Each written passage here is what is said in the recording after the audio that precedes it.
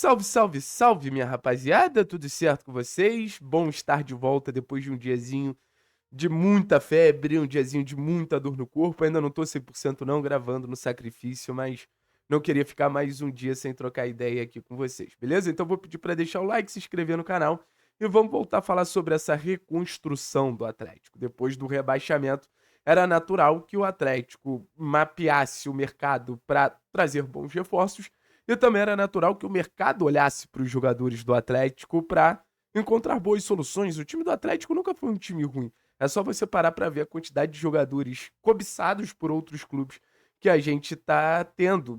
Goleiro, lateral esquerdo, zagueiro, tudo e mais um pouco. O mercado do futebol brasileiro, o mercado do exterior tá olhando pro furacão. Mas vamos lá. Primeiro de tudo, e eu acho que é um ponto muito importante pra gente trocar essa ideia aqui. Hoje é dia 19/12. Falta literalmente uma semana pro Atlético se reapresentar.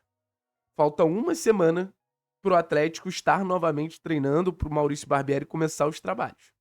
A gente não tem Canóbio negociado, a gente não tem Zapelli negociado, a gente não tem Coelho negociado, a gente não tem Esquivel negociado, a gente não tem... Entende o que eu tô falando? Kaique Rocha negociado, Eric negociado. Saídas que eram dadas como certas e saídas que eram muito cobiçadas, assim. Jogadores que foram muito procurados pelo mercado. Eu acho que vai ser uma tragédia o Atlético ter que se reapresentar com esses jogadores ainda no grupo.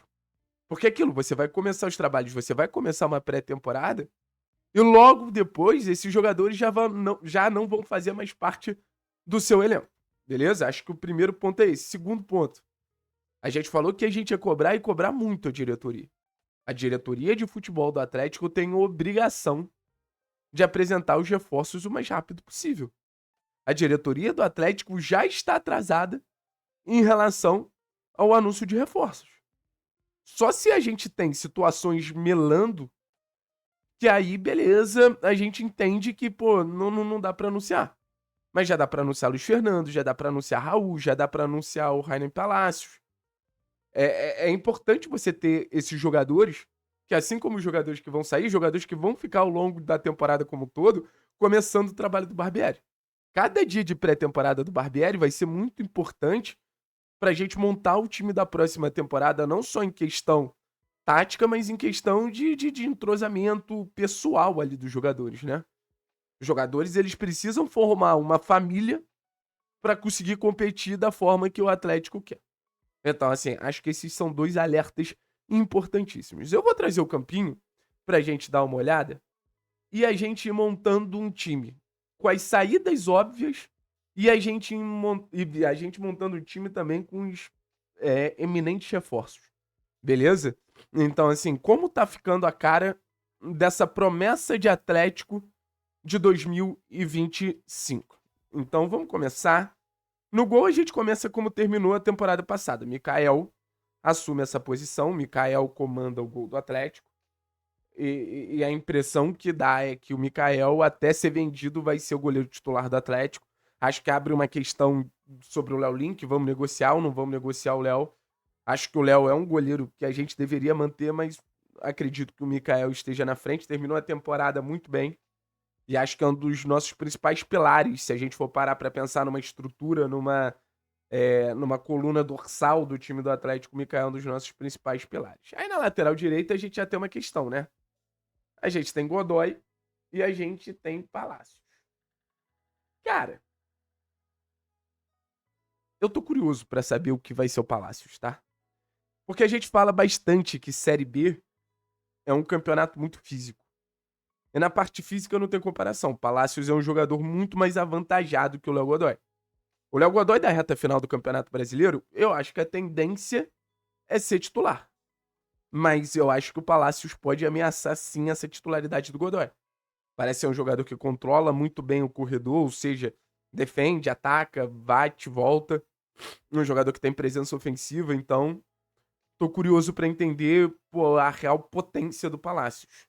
Aí na zaga pela direita, eu espero não contar com Kaique Rocha de jeito nenhum. E a gente tem duas situações, né? Naves e o Danilo Boza. Se a gente consegue fazer uma zaga pela direita com Naves e Danilo Boza, porra, Eu acho que talvez tenha sido o setor que o Atlético tenha dado o maior up, assim. Porque é realmente um nível bem legal, assim. O Naves é um jogador muito especial.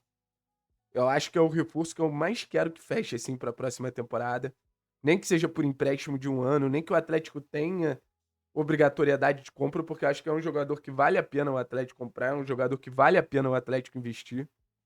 Então acho que o Naves ia ser ótimo e o Danilo Bosa também vem de um Campeonato Brasileiro muito bom. Zaga pela esquerda, sem muito mistério. A gente deve ter a permanência do Thiago Eliano. E a gente deve ter Léo Pelé, né? A tendência é que a gente tenha o Gamarra metendo o pé. Alguns clubes interessados do Paraguai, alguns clubes interessados do futebol brasileiro, Fortaleza, Vasco. Eu acho que a chegada do Léo é interessante no aspecto da gente não precisar botar o Thiago tantos jogos. Era algo que a gente já falava na temporada passada. O Thiago é um jogador que ele tá numa fase da carreira que ele não precisa ficar tanto tempo dentro de campo. Até porque ele nem aguenta mais.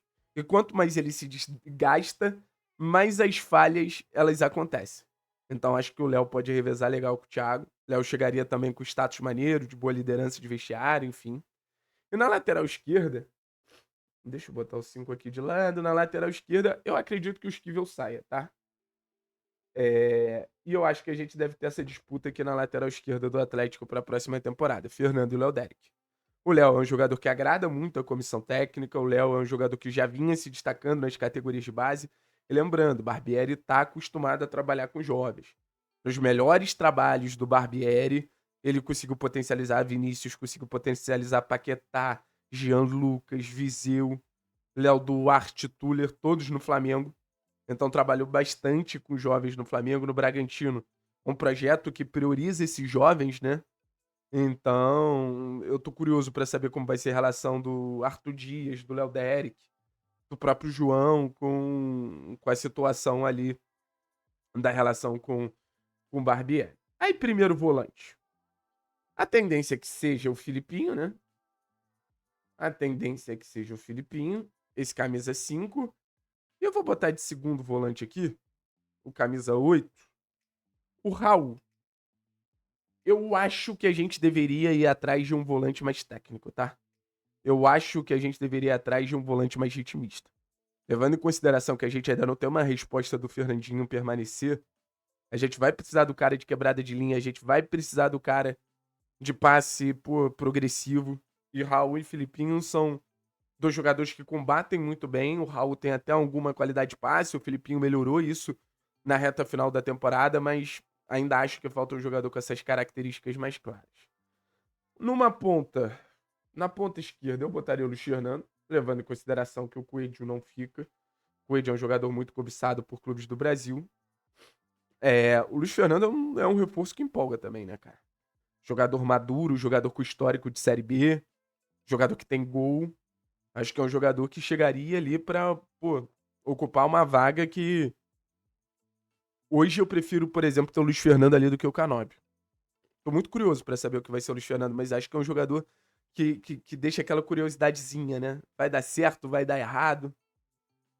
Acho que se a adaptação for razoável, levando em consideração que já é um jogador experiente, tendência a dar bom, assim, sabe? Na outra ponta, eu vou botar o Palácios. Vou contar que o Atlético consiga trocar o Coelho pelo Palácios do Galo, que é um reforço que, me agrada bastante. Jogador de 1 contra 1, jogador corajoso, jogador que vai buscar profundidade, vai trazer essa bola pro meio, imprevisível. E o Barbieri gosta muito dos pontas, né? De protagonizar os pontas. Então acho que vai ser interessante também você ter Luiz Fernando e Palácios nessa posição de jogadores muito importantes. E óbvio, quando o Julimar voltar, aí naturalmente entraria numa briga com o Luiz Fernando pelo lado esquerdo, o Luiz Fernando podendo até jogar por dentro. Que num primeiro momento acredito que a vaga seja do João Cruz. Acho que o João viveu um processo de amadurecimento muito legal ao longo do ano. Oscilou, mas conseguiu receber chances, fez gols importantes, mostrou que dá conta de uma Série A de Campeonato Brasileiro, mostrou que dá conta de jogos internacionais, então imagina de uma Série B. Um jogador que eu tô muito curioso para ver o salto que vai dar a partir do momento que assumir essa responsabilidade. Você ainda tem um Dudu, né? que é outro jovem que, dentro do Atlético, acreditam muito no potencial do Dudu. E na frente, o Mastriani vai sair? O Mastriani vai ficar? É difícil falar. O Atlético sonda o Bruno Nasta. Eu vou botar o Mastriani, tá? Eu tenho muitos receios em relação ao Mastriani. Acho que a temporada do Mastriani atual foi mais de gerar dúvidas do que de gerar certezas. Mas o time é basicamente isso aí. Mikael, Godoy ou Palácios, Naves ou Boza, Thiago ou Léo Pelé, Fernando ou Léo Derek, Filipinho, Raul, João, Palácios, Brahim Palácios, Mastriani e Luiz Fernando. Cara, é um bom time, vamos ser sinceros. Pra Série B, por exemplo, eu acho um time melhor que o do Santos esse ano. Eu só acho que o Atlético, volto a dizer, tem que se movimentar rápido. O Atlético tá com muita letargia mediante a um processo de uma pré-temporada mais curta, tá? A gente vai ter os jogos voltando mais cedo, a representação vai ser mais cedo, e o Atlético acho que já deveria ter se movimentado de maneira mais consistente. Valeu, pessoal? Tamo junto, é nóis. Vamos ver se eu tenho saúde pra fazer a live daqui a pouco, mas acho que vou ter sim. Forte abraço.